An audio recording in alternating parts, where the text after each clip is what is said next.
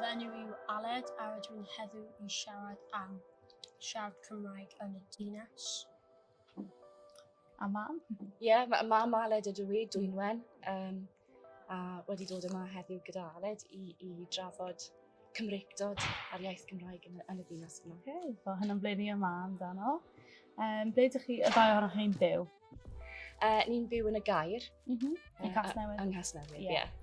Sawl hir ydych chi wedi bod yn Casnewydd? Mor hir. Mor hir yw hi'n Bowen. Tua 15 mlynedd, falle ti'n bach yn fwy. Ydych chi'n hoffi Casnewydd? Ydw, ie, ydw. Pa ysgol ydych chi'n mynd i?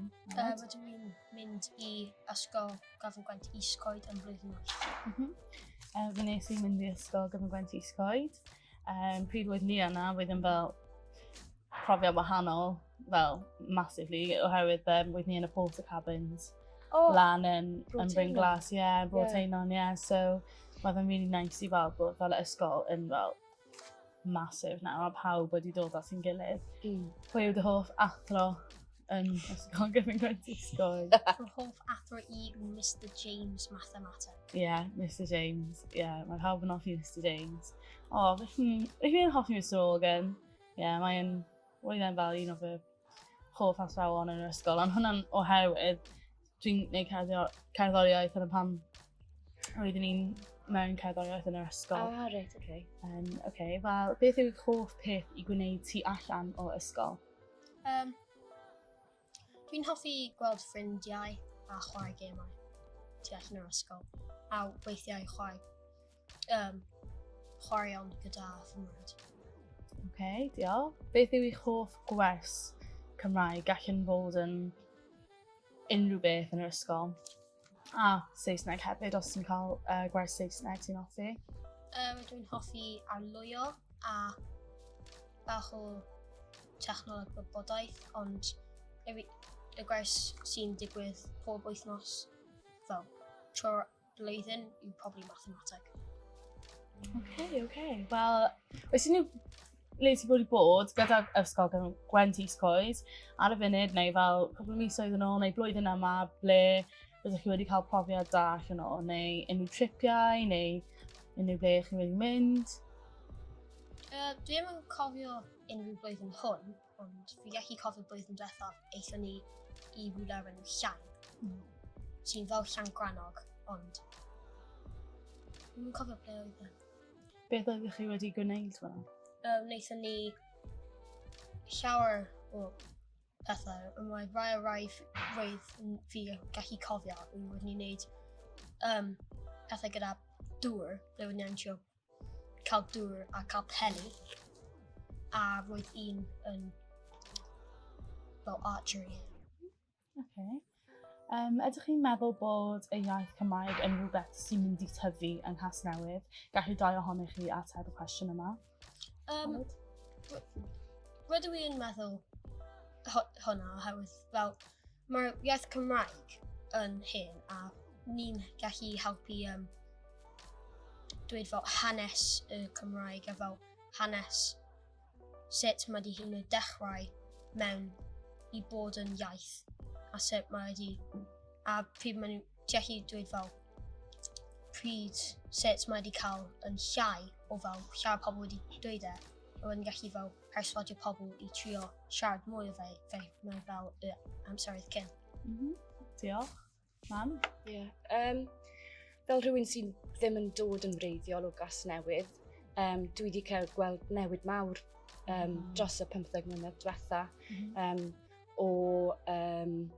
ath Aled enghraifft i'r drydydd ysgol gynradd.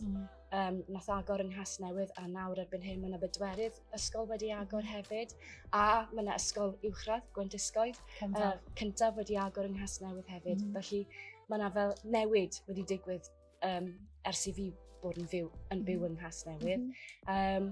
A hefyd ti'n gweld newid, mae yna fwy o weithgareddau yn digwydd a hefyd mae pethau bach fel hyd yn oed fan hyn, dwi'n gweld mae'r arwyddion I gyd yn ddwyieithog. So mae yna dro I weld bod Cymraeg yn dod yn rhywbeth mwy naturiol i ni'n gweld bob dydd, a bod e ddim yn rhywbeth sy'n, mae'n Gymraeg draw fyna, bod e'n rhywbeth hollol naturiol, a hyd yn oed fel rwyddion ar y stryd. Rwyddion enw strydoedd, maen nhw nawr yn ddwyieithog. So mae'n neis i weld bod yr iaith yn dod yn rhywbeth mwy gweladwy ac yn fwy naturiol i'n gweld bob dydd. Beth yw eich hoff geiriau Cymraeg? Roi fi 3. Y 2 ohonoch chi, roi fi 3. Wel, ydy fi 2, fi'n gwybod, hiraeth, a gair arall dwi'n rili'n hoffi yw murmur, hefyd o ran y sŵn. Mae'n eitha onomatopoeiaidd. Mae'n dda, anyway. Ti'n meddwl? Ich meddwl am un. Swigod. Swigod. Mae'n jyst yn donio i dweud. Swigod. Ti'n gwybod beth yw banana yn Gymraeg? Banana. Na, gair cywir. Na. Ffrwchnedd. Carrot. Ti'n gwybod beth yw carrot? Ti'n gwybod beth yw ysgytlaeth ffrwchnedd? Banana skin? Banana milkshake. Hwna'n mouthful. Beth yw'n hoff un fi? Dwi'n hoffi ysbrydoliaeth a beth yw ghost eto?